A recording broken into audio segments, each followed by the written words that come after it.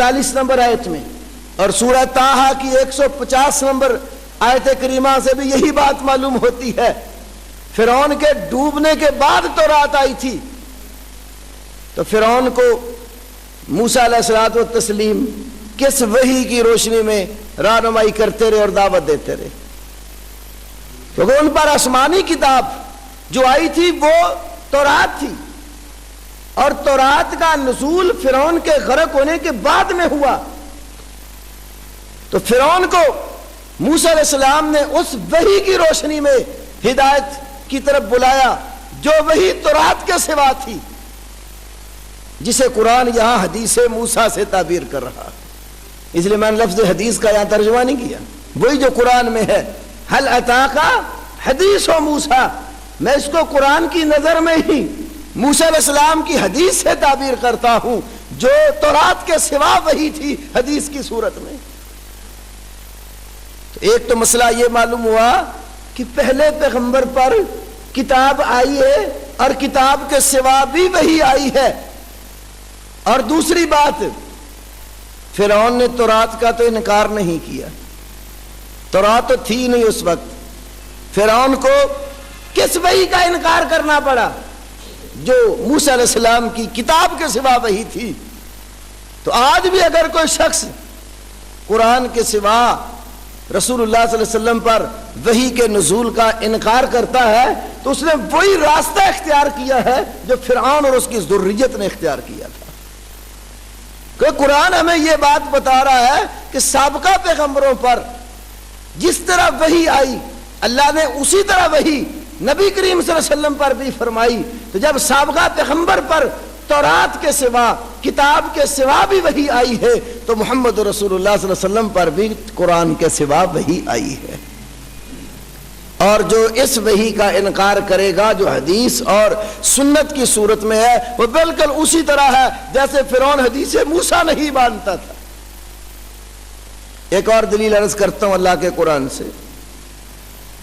ابراہیم علیہ الصلوۃ والتسلیم کا تذکرہ سورہ صافات کی 102 نمبر آیت کریمہ سے لے کر 105 نمبر آیت کریمہ تک ابراہیم علیہ السلام نے خواب دیکھا کہ وہ اپنے بیٹے کو ذبح کر رہے، خواب کے اندر دیکھ رہے ہیں میں اپنے بیٹے کو اللہ کی راہ میں ذبح کر رہا ہوں۔ پھر اس کا تذکرہ ابراہیم علیہ السلام اپنے بیٹے سے کرتے ہیں۔ قرآن حکیم نے ذکر فرمایا ہے فلما بلغ معه السعي قال يا بني اني ارى في المنام اني اذبحك فانظر ماذا ترى۔ جب اسماعیل علیہ السلام کچھ دوڑ دھوپ کے قابل ہو گئے اپنے باپ کے ساتھ تو ابراہیم علیہ السلام نے کہا یا بنیا، اے میرے بیٹے، انی ارا فی المنام، یقیناً میں خواب میں دیکھ رہا ہوں کہ انی اذبحک، میں تجھے ذبح کر رہا ہوں، فانظر ماذا ترى، اس مسئلے کے بارے میں جو تو سمجھتا ہے دیکھ، غور کر اس پر۔ تو کیا جواب دیا؟ قالا یا ابت افعل ما تؤمر ستجدنی ان شاء اللہ من الصابرین۔ اے ابا جان، آپ کو جو حکم ملا ہے وہ کر گزرو، افعل ما تؤمر، جو آپ کو حکم ملا آپ اس پر عمل کریں۔ اب یہ حکم کتاب میں نہیں تھا، یہ خواب میں تھا۔ قرآن نے ابراہیم علیہ السلام کے صحائف کا ذکر بھی کیا، صحف ابراہیم سورۃ الاعلیٰ کے آخر میں ابراہیم علیہ السلام کو اللہ نے صحیفے عطا فرمائے۔ یہاں یہ اللہ تعالیٰ بات بیان فرما رہے ہیں کہ خواب کے اندر انہوں نے دیکھا اور بیٹے نے جو کہا قرآن نے اس کو اپنے لفظوں میں یوں بیان کیا کہ یا ابت افعل ما تؤمر ستجدنی ان شاء اللہ من الصابرین۔ اے میرے ابا جان، جو آپ کو آرڈر ملا ہے، حکم ملا ہے، آپ وہ کر گزرے، مجھے ضرور آپ صبر کرنے والوں میں سے پائیں گے۔ تو یہ آرڈر اور حکم خواب میں تھا، کتاب میں نہیں تھا، کیونکہ پیغمبر کا خواب بھی وحی پر مبنی ہے۔ یہاں جملہ معترضہ کے طور پر ایک بات عرض کرنے لگا۔ خواب پیغمبر کا وحی ہے، غیر پیغمبر کا خواب وہی نہیں ہے۔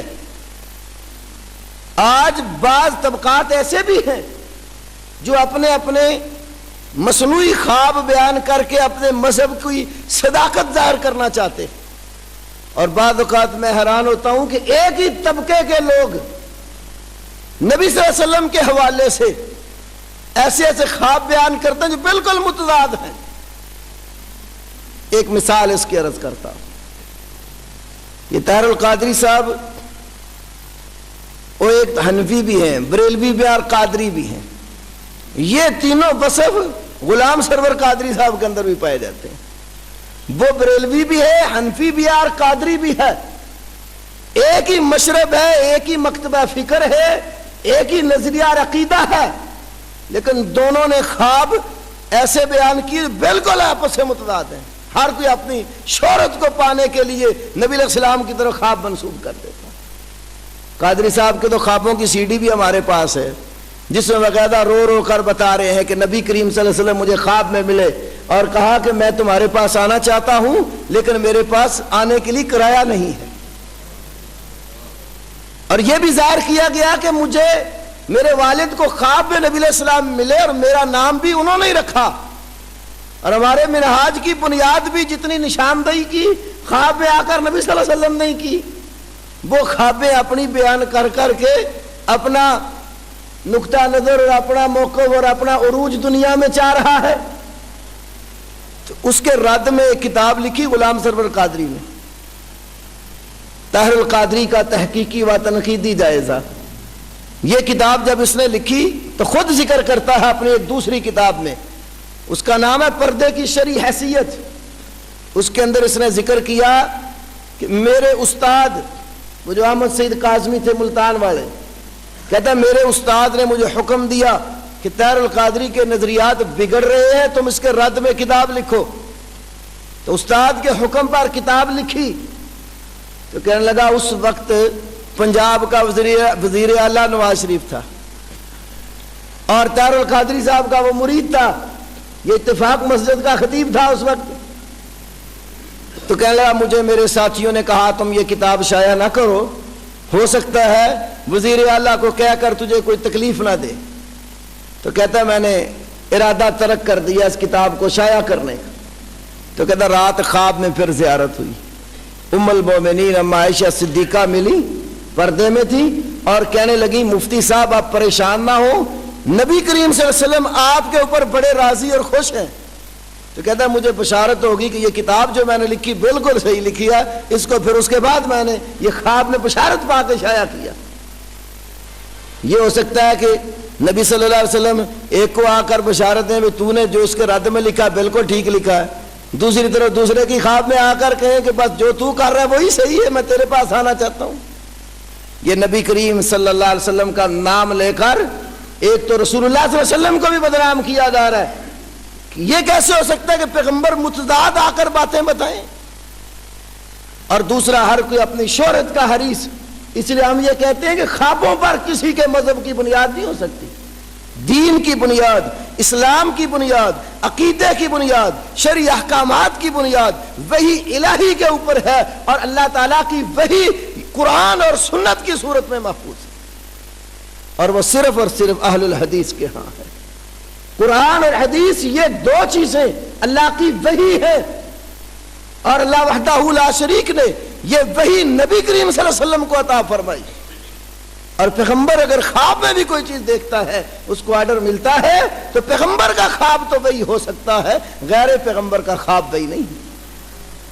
وگرنہ بڑے بڑے ائمہ کے ایسے ایسے خواب بھی ہیں جو دوسرے لوگوں کے بالکل متضاد ہیں۔ انشاءاللہ اس موضوع پر بھی کوئی گفتگو ہوئی تو اس میں ہم وہ بات عرض کریں۔ تو ابھی میں یہ عرض کر رہا ہوں کہ پیغمبر کو جو خواب آیا کہ اس اپنے بیٹے کو دیکھا کہ میں اس کو ذبح کر رہا ہوں، تو قرآن حکیم نے اس کا تذکرہ کرتے ہوئے فرمایا، بیٹے سے جب اس خواب کا ذکر کیا تو کہا یا ابت افعل ما تؤمر، اے ابا جان جو حکم ملا وہ کر گزریے۔ معلوم ہوا پیغمبر کو کتاب کے سوا خواب میں بھی اللہ تعالیٰ حکم دیتا ہے، اور نبی کا خواب وحی کے اوپر مبنی۔ اس سے بھی معلوم ہوا کہ اللہ تعالیٰ نے پہلے پیغمبروں پر صحیفے اور کتب کے سوا بھی احکامات دیے ہیں۔ اور وہ وحی کی صورت